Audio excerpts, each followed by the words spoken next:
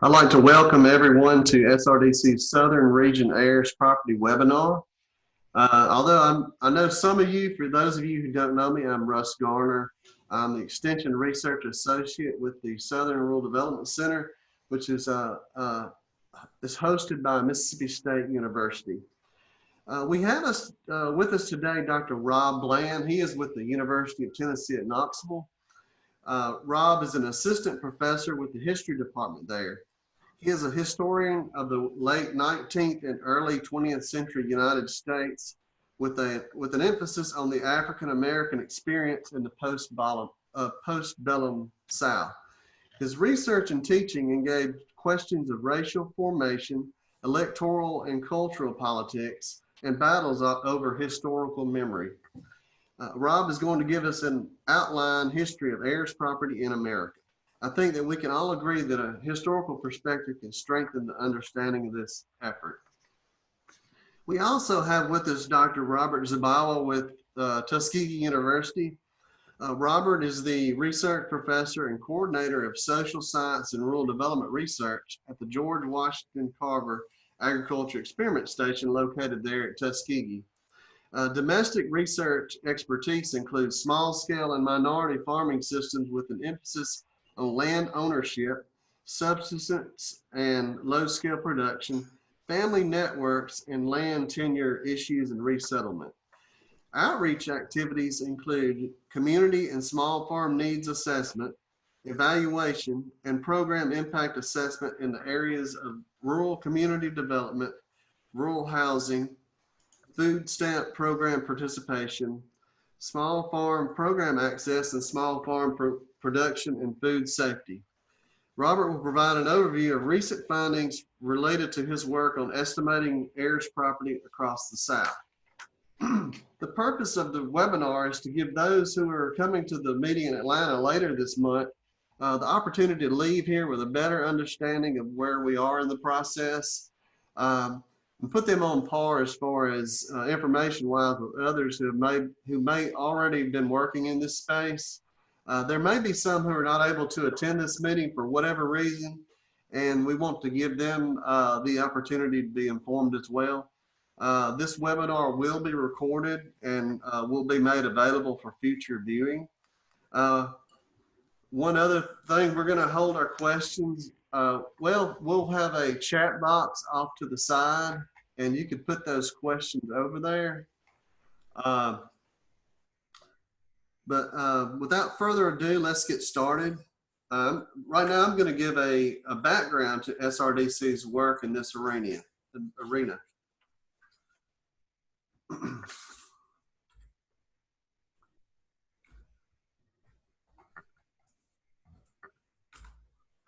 First things first. I always like to do this before I give a presentation.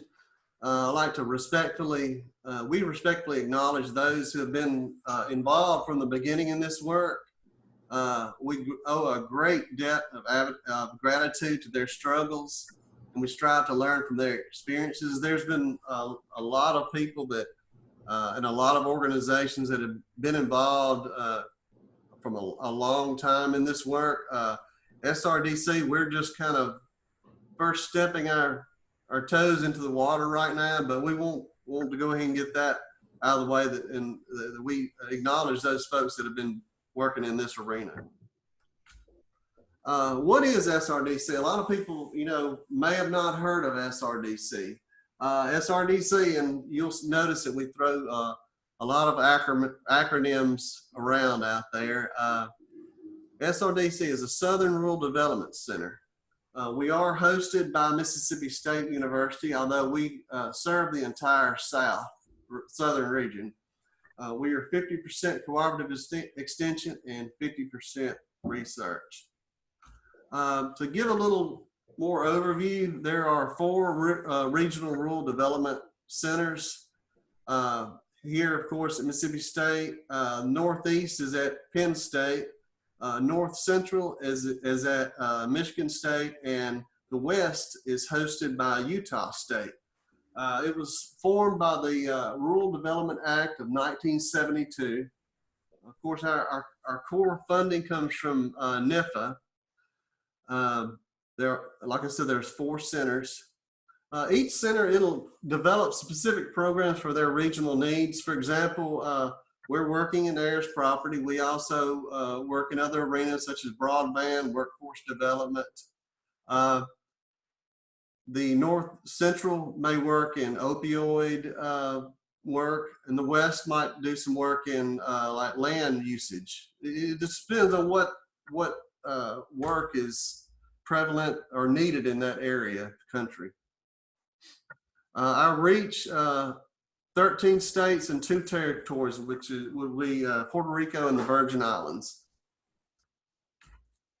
Just kind of give you the previous slide kind of showed you where SRDC's area was.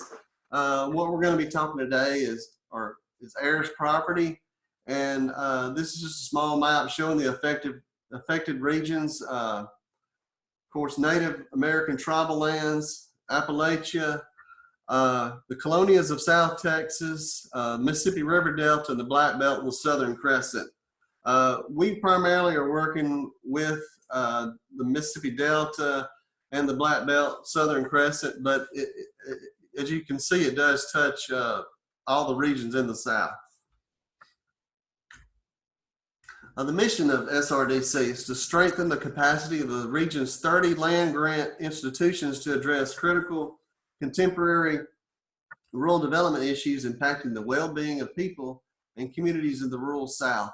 The good thing about this is in the land grant system, it's a large network. Of course, our work primarily involves the 30 land grant institutions, both 1890 and 1862, but we also do some work with the other land grants across the country as well. SRDC's role, we provide linkages between land grants and stakeholders in the region. We collaborate on regional and national issues. We're located in the South, but we do work across the lines. We respond to emerging concerns. For example, North Central's emerging concern here in the last few years is opioid addiction. They've been working on that, and it depends on what emerging concern is, and we have a technical advisory committee and a board, and they kind of look at things across the country. They kind of know the sense of what's going on with emerging issues, and they kind of direct us every year. We look at that, and they direct us in that area. We create partnerships, and then finally we'd like to, above all, foster rural prosperity. Just kind of looking at some efforts in the Heirs property. Back in 2017, Heirs property issues, they were added to our plan of work. And this is something that our technical advisory committee, as well as our board, kind of points us in that direction. We identified 40 individuals from 19 land grants that were involved in Heirs property. Moving on up to 2018, we launched a survey. We wanted to use that survey kind of as a benchmark to find out, what's out there available as far as information-wise for pertaining to Heirs property. We wanted to, see what sort of educational materials and what partners could possibly be utilized in this work. We developed a website, and that website, I'll make that available on a later slide, but we kind of use it to share resources. The survey that I'm going to talk about, the main results are located on that website as well. And then finally, real important, a steering committee was established and convened, and this steering committee is made up of folks that have been involved in this work for years, and we really value their expertise and experience in this, and we think that it was key having this steering committee a part of this effort. In 2019, we had an AFRI seed grant awarded. The research component, we went ahead and launched that, which Dr. Zabawa is going to talk about that soon. And then we made plans for a steering committee meeting on December 4th of last year. And at the December 4th meeting, that's where we made the plans for the February 24th and 25th meeting that's coming up in February, which a lot of this webinar will be discussing. And then that's where we come to the February 24th and 25th Southern Region Planning Meeting. The AFRI Grant Award, there were 3 pieces to this. The first part, which we've completed, is to survey the current land grant capacity, but we're still monitoring that, trying to find new materials that we might not know about. Perform field research, which Robert's going to talk about. And then finally, convene the planning meeting, which will be coming up here later this month. Just a few survey results. Like I said, if you're interested in those results, we have them available on our website. Basically, we question folks in the land grant area, so what kind of work they've been doing, what kind of materials are available. This is what we came up with, and of course this is a living document. When we find universities that have some more materials, we'll populate this map more. But as you can see, I'm not going to read them off all. It's pretty widespread of folks that do have some educational materials pertaining to heirs property. We'd like for that map to expand even further.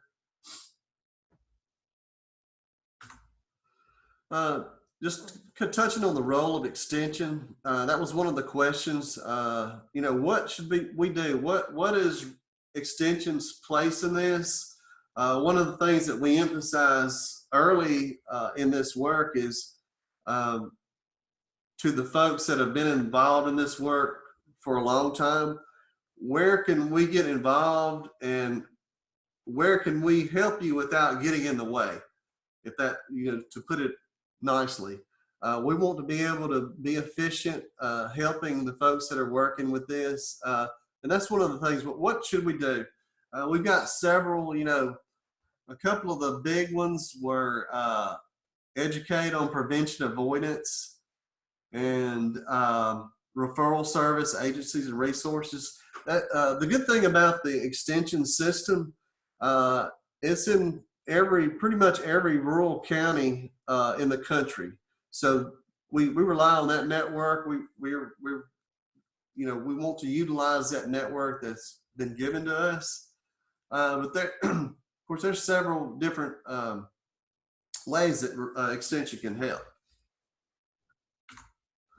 Research.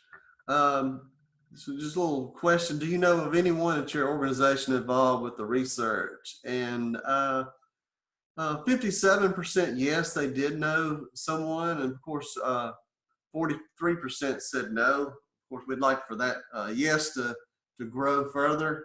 Hopefully these efforts will grow that. Some of the partners identified, and this is really valuable. A lot of the organizations and individuals you may recognize, these are people that have been involved in a lot of this stuff from the beginning. Of course, I'm not going to read all of those, but you'll recognize most of them, I would think. Like I was talking about before, our website, this is a living document. We're constantly adding material to it. It's a great repository of materials. And we'd like for y'all to help us add to it. If you come across an article that, or some research that you may not know is, if it's not on our website, we'd love to put it on our website. Just give me, shoot us an email, and we'll definitely put it out there. Of course, the website link is down there at the bottom. Field research, which we're going to get into a little bit later. Dr. Robert Zabawa is heading this team, but it involves Jimmy Henry with Prairie View. Salvi Horn with the Land Loss Prevention Project, and Sandra Thompson with Florida A&M University. And each of them are heading research at their particular institution, or providing support at the organization. And it really adds a more region-wide reach to this research. Touching on the regional planning meeting, which we'll talk further in a little bit, the participants invited were research and extension and outreach. Of course, the purpose was to explore collective assets, identify gaps, and develop a regional plan. We want to make sure that we're touching all the bases, identifying what kind of gaps need to be filled. One emphasis that we put on it, that it's not your typical conference. It's more of a work meeting. We'll be learning things there, but unlike most conferences, you go, you eat, greet, meet, and learn, things you didn't know before. This will be a place of working and trying to get a strategic plan going forward. This is kind of a busy map here. This is a mind map of key stakeholders, and this basically is waiting to be filled out. We've filled out a little bit. Of course, all these revolve around the Heirs Property Outreach Planning Meeting. As you see, each green bubble represents a bucket or an effort from a particular area, such as policy and government, families, research, education and outreach, and direct service. Of course, as those work together, we'd like to, each group will look at their needs, they'll look at their resources, they'll find top 5 priorities that they need to work on. Of course, these groups will work with the other groups. You might have a lot of collaboration between each different group, but this is just kind of something to put on paper to kind of get a game plan going. And that's all of mine. I think we're going to go to Dr. Bland now on the history of Heirs property. Thank you for that introduction, Russ. And I appreciate getting an opportunity to meet everyone and talk a little bit about this history. Let me see if I can get this up.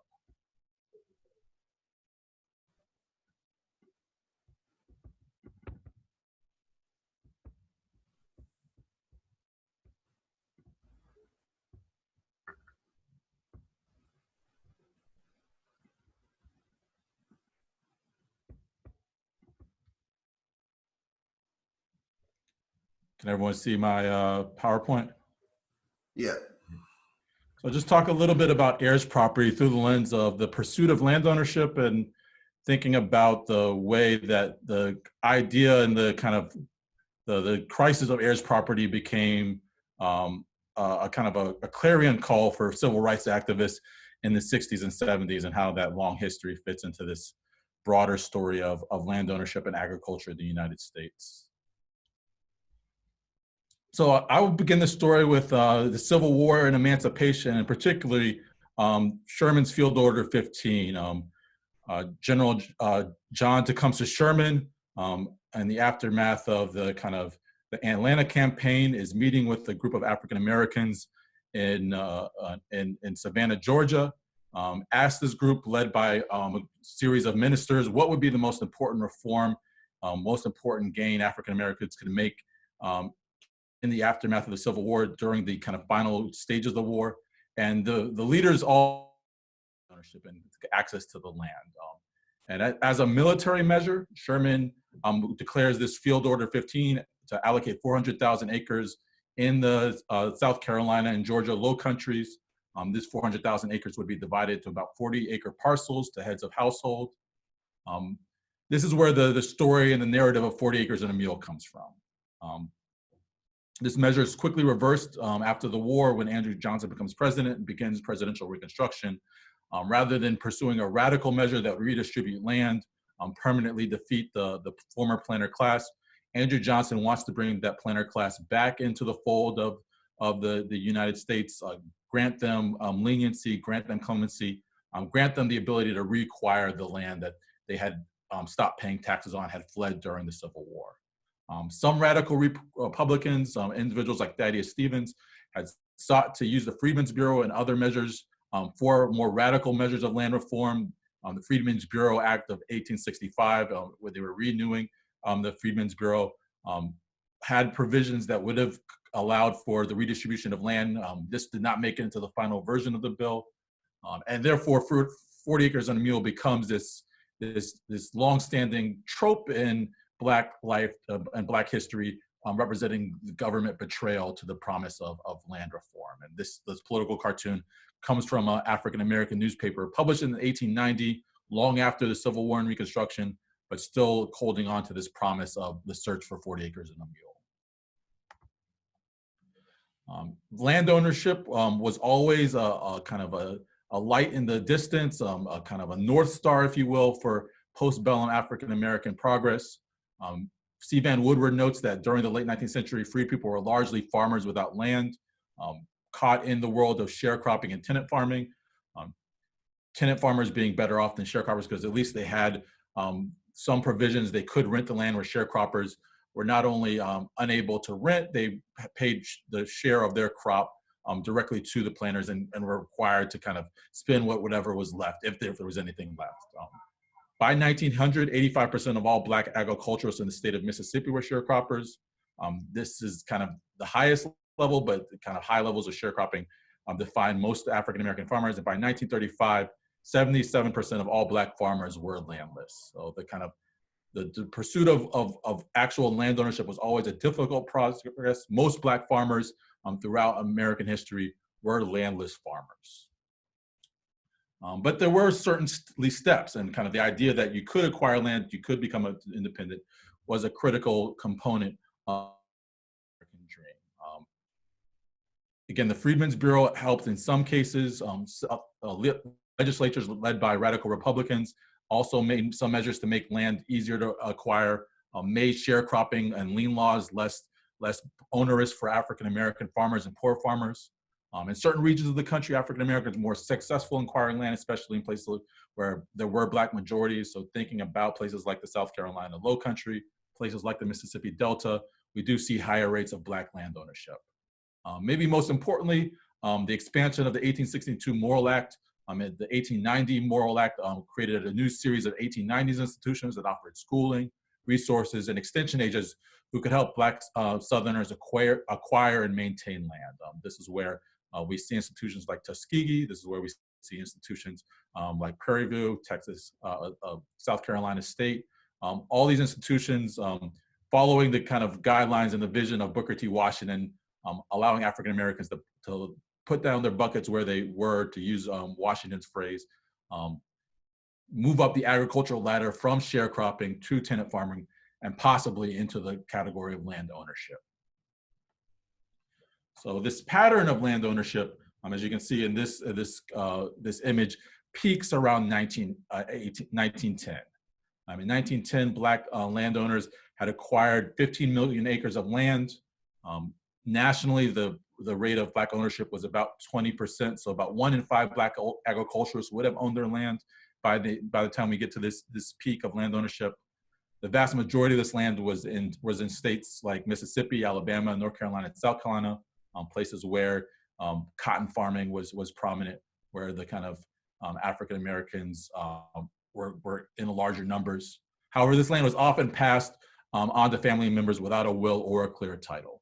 And many historians have looked at kind of the way African Americans understood kinship, kind of the idea that this land was not simply imagined as a place to create wealth, but it was a home place. It was a place where you could define your family connections.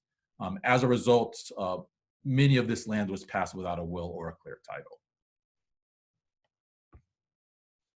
Following 1910, we see a slow decline of Black land ownership. So again, land ownership peaks in 1910. Number of reasons for this decline, from kind of the boll weevil crisis, so during World War I, kind of shifts in the cotton prices and globally, northern wages outpacing farm wages, leading to many individuals seeking employment in major cities, moving to north during the Great Migration, as well as racial hostility, anti-Black racism found and widespread during the first half of the 20th century. In addition, New Deal programs like the Agricultural Adjustment Administration, the AAA, gave more power to large plantation owners. In turn, these plantation owners not only passed new measures that made it difficult for sharecroppers, didn't share the gains that they acquired through the Agricultural Administration not to grow, but also encouraged these landowners to mechanize. New mechanized farming made it more difficult for small farmers, pushed more Black agriculturalists out of farming altogether. And this is something we begin to see during the Great Depression, but pick up increasingly during the World War II era, as more and more farmers, both Black and white, but especially Black, are pushed from the land. And we see the rise of large farmers and kind of mechanized industrial farming. The Great Migration is a major part of this heirs property story. In 1910, 90% of all Black Americans lived in the rural South. By 1970, most Black Americans lived in a city. Just under 50% of these lived in a city in the North and the West. One 1983 study done by the Emergency Land Fund estimated that 5 out of 8 Black landowners now lived in a northern city by the time we get to the 1980s, which means the land that remains in the South, the land that Blacks did own that was in the South was largely heirs property, largely owned by people who had no direct kind of connection. We're not living on the land, again, thinking about how land is kind of divided in multiple partitions and how that might affect kind of how people navigate and think about what that land means as property. Many Black leaders and intellectuals began ringing the alarm on Black land loss by the time we get to the Civil Rights Movement, by the time we get to the 1960s and 1970s. The Great Migration and urban crisis caused many Black scholars to bring awareness about the kind of plight of Black landowners, about the loss of Black land. The image at the top, written by Eleanor Clift, is written in a 1974 journal, Southern Exposure. Robert S. Brown, leader of the Black Economic Research Council, writes an article in the early 1970s called 6 Million Acres and Fading, already 6 million acres lost, pointing to this peak in 1918 and 1910, and the significant amount of land that was lost, pointing to African Americans had 12 million acres in the beginning of the 20th century, had lost more than 50% of that by the time you got to the 1970s. Many leaders such as James Foreman, Elijah Muhammad of the Nation of Islam, and others called for Black self-determination through land ownership, cooperatives to purchase land in the South so African Americans could pursue self-determination. But there were other places. The image on the bottom comes in an issue of Ebony magazine. Black Enterprise also brings about awareness. The New York Times and the Washington Post are also writing articles about land loss. So by the time we get to the 1970s, 1980s, there's an increased awareness that Black land loss is a major force in Black life, and that as people think about questions of Black capitalism, when people are thinking about kind of the racial wealth gap, people thinking about the kind of plight of African Americans living in the northern cities, this is always kind of understood as part of a two-part story. One is kind of urbanization and kind of redlining and losing kind of economic power in cities, but also what is happening in the countryside, what is happening in rural areas. This is especially clear when we think about the South Carolina Low Country, and this is kind of the epicenter of kind of heirs property and land loss. Real estate developers are increasingly aware that the South Carolina Sea Islands are incredibly valuable as resort property. Number of large developers are beginning to negotiate with kind of heirs, taking advantage of heirs property laws that allow developers to kind of buy and kind of negotiate with just one member of a family, just one person, and to purchase the land. And in addition, rising property taxes caused the rising property taxes caused by new developments in the region exacerbated the crisis as tax burdens increased. African Americans increasingly couldn't pay those taxes. back taxes that were once being paid by family members are becoming too burdensome, too onerous. So again, one of the kind of things we see over and over again with heirs property is someone is paying taxes on the land, but as those taxes increase, especially in places like the South Carolina Sea Islands, individuals are finding that it makes more sense to sell the kind of entire property to a developer. Some people are calling this a cultural genocide because it's destroying kind of longstanding Gullah Geechee communities that had long ties to the land, had a deep cultural kind of force in the area, and kind of losing that kind of the land means pushing kind of a very important culture in the region off the land. But people are pushing it back against this heirs property. Robert S. Brown created a subsidiary of the Black Economic Research Center called Black Land Services, Inc. Through the Penn School, a historic institution that had existed in the Sea Islands since the Civil War, is both educating landowners, organizing landowners, in some cases, paying the back taxes for families that have fallen in back taxes. And ultimately, I think the Black Land Services spends $40,000 helping pay back taxes, but they're doing a number of measures, both bringing attorneys to the region to kind of educate landowners and farmers about heirs property, bringing lawyers to help people negotiate with real estate developers, but bringing greater awareness and highlighting the pathway forward in terms of creating a blueprint or a map for how future families and communities will negotiate with the idea of heirs property. The image here is from the New York Times, dealing with a kind of one individual who's struggling with heirs property land and had lost her land as a result of back taxes not being paid. By the time we get to the 1980s, the Emergency Land Fund is estimating that 41% of all Black land was heirs property. By 1997, only 2.4 million acres of Black farmland remained. That's down from over 12 million in 1910, 6 million in 1970. We also see this as becoming an issue and a kind of cause that more and more legislatures are aware of. And since 2019, 14 states have passed the Uniform Partition of Heirs Property Act. Kind of seeing this measure gives some sense that more people are aware of the impact of heirs property and the kind of idea that states need to pass laws that give kind of heirs property owners more rights, protects them from the large landowners, large developers who can negotiate with just one family member, opening the door for heirs property owners to have more power in preserving and maintaining their land. And that is the end of my presentation. I'd be more than happy. I guess we're taking questions at the end, but I'd be more than happy to deal with questions towards the end. Yeah, they're directed to put the questions in the chat box. Thank you, Rob, for that insight. We're now going to let Robert present his research findings.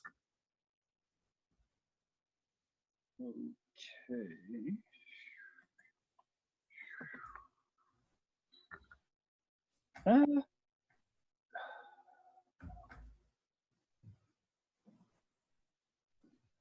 Russ, are you still there? Yeah, the share button at the very bottom. Yeah, I'm trying to get back to, wait. Okay. There we go. Yeah.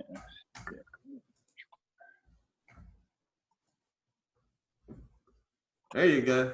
Okay, and Russ, I'm gonna be watching you. If my computer has been giving me a signal that says unstable, I don't know if it means my computer or me. If I go out, let me know and wave or something, and I'll stop, or you know. Yeah, I'll give you the high sign. All right. So anyway, I'm going to pick up a little bit from Robert's presentation to give some research results. A lot of this is based on a master's thesis that one of my students just completed last year. So I want to talk a little bit about the situation. As mentioned before, there's been a dramatic decline of land ownership, Black land ownership, 76% across the US from 1910 to the 2017 census. Alabama is basically the same. And I want to go ahead and say that this is only agricultural land, which might be the bulk of it, but there's still hundreds of thousands of acres that are in suburban and urban areas as well. Again, I like to think of, you have to look at this issue in terms of perspective. I have a couple of slides here. I was driving down the road in rural Alabama one time, and I saw this picture, and I said, "What is this?" I'm getting a little clearer and clearer, and it was this farmer, and well, actually, he wasn't a farmer. He was working for a landowner, and he asked me, I was watching him, and I asked him, could I take his picture? And he looked at me kind of strange and said, "Why don't you do something useful, like get behind this mule?" But it just brought to mind, looking at this issue of land ownership, how we approach it. And just briefly looking at heir property, about occurs when a person dies without a will or other estate plan, and that you lose control about how it can be divided up. And this is based on this idea of fractional ownership. That is, an heir has acreage based on their relationship to the person who was the original owner. And then with each generation, you have more and more co-tenants in common, or heirs. And what I like to tell when I do workshops is, if you don't decide how you want your estate to be divided, that is like with a will, the state of Alabama will. And that always gets an interesting reaction. So you do it, or the state will do it, but it will be done. And then this is from the state of Alabama's webpage. Just gives a brief breakdown about how, if you die without a will, how your estate will be divided, whether you're married or not, whether you have children or not, and so on. So it can be a little complicated, but it always involves some disputes, or eventually will involve some disputes among family. And we like to talk about this idea of heir property and land loss, because with each succeeding generation, the security of holding on to the land becomes more tenuous, because more and more people are involved in the decision-making process, and each person has rights that they can sell to somebody outside of the family who may not agree with what the family wants, and which can lead to a sale. Part of the problem with this is that co-owners, heirs do not live on or near the land. You have owners that may live in LA, Chicago, Detroit, New York, Boston. They don't live near each other. They may not know one another. It's hard to locate. And then their connection to the land is tenuous. That is, if you 2 generations from the land, and it doesn't really mean as much as it might be if you live on it. Issues that deal with their property, you're looking at management. That is, if you are disassociated from the land, then most likely you don't have a land plan. And this shows up later in terms of how much the land is assessed. Also, when you want to do a land management plan, all the co-tenants or heirs have to agree to it. And this usually comes into play when you're trying to do something like harvesting timber. Everyone needs to agree that the timber is harvested. And if they don't, then that harvesting is illegal. Not that it doesn't happen, but it shouldn't be happening. And then even if people agree that it's harvested, then each heir is supposed to get a share of the profits from that timber. I want to give a quick example about the problem with heir property, or heirs property. And it occurred with one of our staff people. She wanted to have a workshop with her family at a family reunion. And I looked up this person, let's call him Mr. Johnson, and I looked up title, and had 3 parcels of land, 63, 80, and 34 acres, that were purchased in the 1890s, 1900s, and 1920s. And as you can see by the first bullet, he was born in 1862 and most likely enslaved in Alabama at the time. But I asked her, I said, well, how many heirs do you think does your family have? And she sort of just looked up into, into the air for a second. She says, I don't know, maybe 1,000, maybe more. And I thought, how is that possible? Well, I did a little working with her family tree, and it is distinctly possible. And I'll show how that is. Mr. Johnson had 8 children, and the child that was directly related to the person, my staff person, had 13 children. Now, the person that makes it next generation 104. And then the person that was again related to our staff person had 9 children. And you multiply that out, that leaves 936 heirs. And then she herself has 2 children. So if every child had the same number of children, or every heir had the same number of children through the generations, it's a potential of 1,872 heirs for about 180 acres. And that's one thing about heirs, is that they think they always have 1 million acres and it's worth $1 million. Well, you have almost 2,000 heirs over 180 acres. You can do the math. Now, one of the things that we've been looking at is this impact of heir property on personal and community wealth.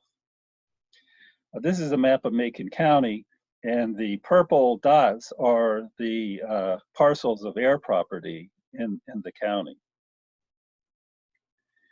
And what I want to look at here is we divided the land into land that's considered agricultural, forestry, and residential. And then we looked at the acreage, or the average acres in each of those categories. And you can see that there's a significant difference in that what is considered titled property, or land that has secure title, versus heir property. And it's almost 2 to 1 in a lot of cases, except for residential, which again makes sense because most residential lots are similar in size. But the real crux comes when you're looking at value. So this looks at the land value of land with secure title versus land that is heir property. And again, you see that land is assessed, this is just the land, at a significantly higher value if it has secure title versus that which is under heir property. And which makes, again, a lot of sense because people take care of these kinds of properties more when it's titled, or if you live in the community that the land is situated. Now, improvement value is those improvements that you put onto the land. So an improvement value could be that you put fencing, a pond, a house, a barn, and so on. And you see that, again, there's a significant difference in terms of improvements that are put onto title property versus heir property, which again makes sense because with heir property, you can't get a mortgage. It's hard to get loans without everybody agreeing to what's going to happen. And most banks don't like dealing with heir property. And then finally, we have total value, which is your land value plus your improvement value. And again, you see that when you have title or clear title, you're able to reap the benefits of that versus the kind of the tenuous ownership that you have with heir property. Now, this is all at a personal level. Now, at the community level comes with this asset. Now, this is land that's assessed by the revenue commissioner of the county, which will be an undervalue, but it comes with taxes. That is, land that is assessed higher, you'll owe higher taxes. And so you can see here that this is the average taxes for titled property versus heir property. Again, you see there's a significant difference in most cases about these taxes, which means that the county is losing a significant amount of money when it has heir property. That is, these are funds that go for your schools, your roads, your police, fire, teachers, health, and those kinds of things. So air property not only is a loss to the individual owners or the co-tenants, but it's also a loss to the communities themselves. When I do a workshop, I like to kind of focus in on the community that, or surrounding community of the area I'm talking to. And I just have a quick example here of a local community. It was called the Southern Improvement Company and locally called Heirs. It was founded by Booker T. Washington in 1900 with funds from northern philanthropists, able to buy about 4,500 acres. At its height, had 65 families, and then the sawmill, gristmill, blacksmith shop, cotton gin brick making facility, and a school. And this is the school in 1909. It closed in 1958, but this is what it looked like 100 years later. And then had a historic marker put in front of it. And these are some of the alumni of the school. And so this is air property, and I used a 2-mile radius around this. The Harris Barrett School is right smack in the middle, a little dot. And this is the air property that's around that community. And then we see that that air property, there are 43 owners, 52 parcels, 757 acres, the land value, improvement value, and then the taxes. So even in a small community that's just 2-mile radius, there's some significant assets in terms of individual owners and for the county that are going untapped. Just very quickly, some of the ways that land is being lost currently. One of the big areas is tax sales. That is, when you don't pay your taxes every spring, there's an auction for tax liens. And if a person purchases a tax lien and pays those taxes for 3 years, the land is theirs. At the same time, an owner can come back and pay that person and to redeem those taxes, but at a 12% interest. So this is, in many cases, people buy these tax deeds not to actually buy the land, but as investment purposes. Not many things give you 12% nowadays. So tax sales are a major area that you can look at land loss. Partition sales, again, this is a lot of literature on this. And this is what was referred to previously about some of the sales of loss of land in the Sea Islands. But having an heir come through, or having somebody purchase an interest by an heir, and then they could force a sale and put the whole piece of land up for auction. It's just a quick way of looking at partition sales. This was also mentioned, the Uniform Partition of Heirs Property Act. I won't go through everything about this, but it gives a certain amount of rights to heirs. Probably the biggest thing is time. That is, gives time for heirs to get money together to purchase from the co-tenant who wants to sell. And this will be on the website. These are some of the states that have passed it.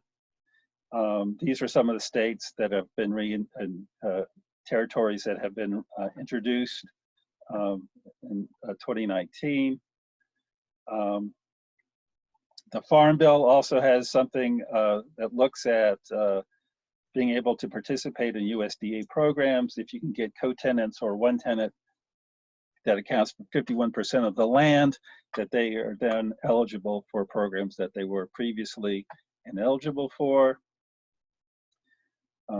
But one of the remedies we look at is a will. There are other remedies as well, like limited liability corporations and things like that. But it all boils down to, if you don't decide how you want your estate to be divided, in this case, the state of Alabama, but any state will do it for you. And then we've worked in coordination with the Federation of Southern Cooperatives, and they have a USDA-supported regional heirs property and mediation center that can help people with heir property issues. And I think that's about it. Great, Robert. Thank you for sharing that. If you'll hit your stop share button, we'll briefly touch on the actual meeting agenda in Atlanta. Okay, let me find that again. Oh, there it is. There. And just give me 1 second.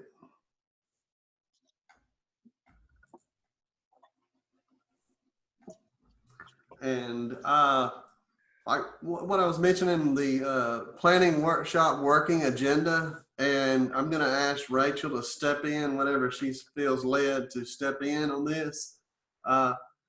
Just starting on Monday, arrive at the Federal Reserve Bank to go through security. This is very important. For those of you coming to the meeting, I sent some paperwork, and one of those documents was going through security. I think they're very serious about it. So if you would review that information, if you've misplaced it or something, just shoot me an email. I can get you another document on that.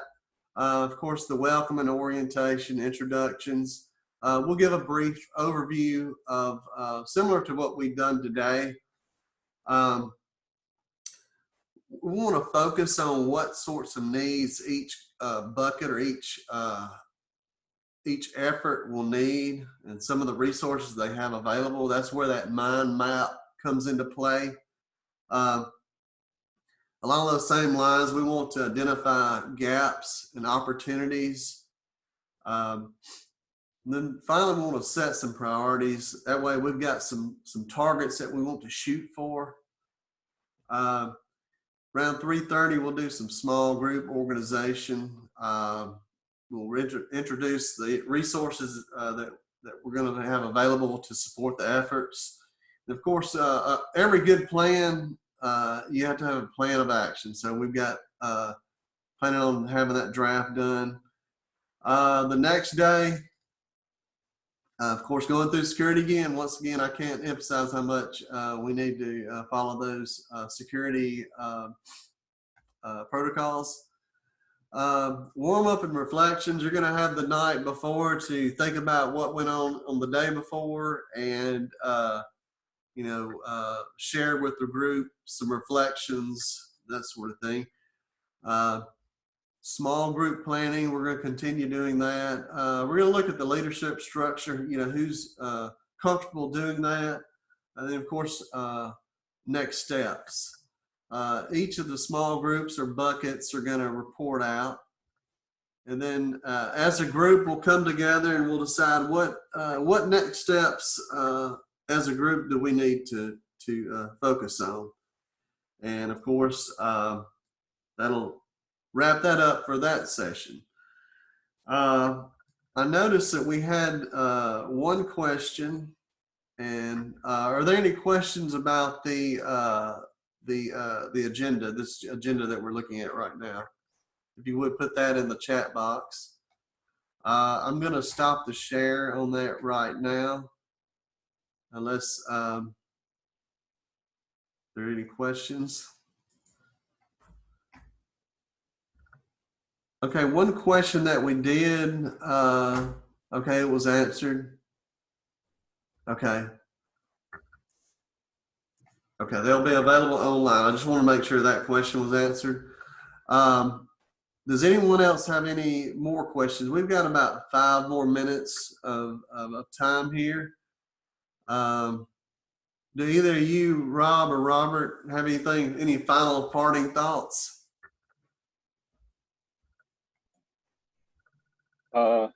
Just in terms of security, make sure you don't bring your pocket knife. I had to go back to my hotel. Okay. But we really appreciate you guys coming on and sharing some of your experience and research and give us a a broader understanding of heirs property.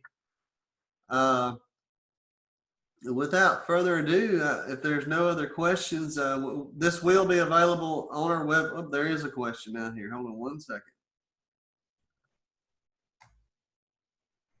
Okay, the question is to Robert, and I'm assuming it's Robert Z. We got two Roberts here. What are some reasons certain states will not pass the act? And that actually that could be both to both Roberts. Robert Z, do you want to answer that first question? Well, a lot of it deals with who controls resources and land. Once land is secured with title, it's harder to take advantage of it. And historically, it's not unusual that one of the richest persons in the county were the probate judges. And so there are certain people that do benefit from keeping the status quo, as it were. At the same time, it's surprising that states, for example, like Alabama, was one of the first states to pass it. So it's just how it gets presented. Heir property is not a solely African-American issue. It is, I mean, other ethnic groups in the colonias, Hispanics in Appalachia, poor whites, natives in the Northwest and in Alaska. But again, in terms of politics, it can be kind of dicey sometimes. Okay. Well, I guess with no other questions, I'd just like once again to thank you, Robert, and you, Rob, for being on here. And we also like to thank all of you viewers here who showed up, and we value your input as well.